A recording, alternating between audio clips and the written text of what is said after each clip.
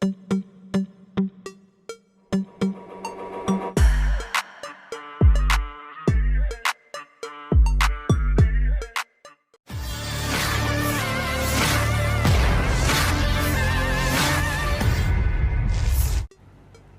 rekaman ramai beredar di Telegram pada Sabtu 27 Januari 2024. Pasalnya rekaman tersebut menunjukkan dua kendaraan beroda 4 yang hangus terbakar.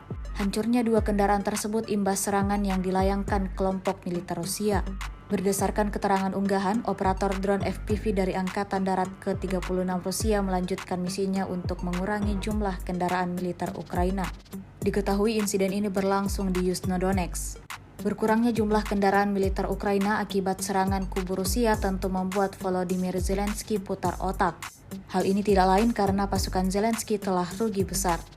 Namun hingga video ini beredar, belum ada tanggapan resmi dari pihak angkatan bersenjata Ukraina.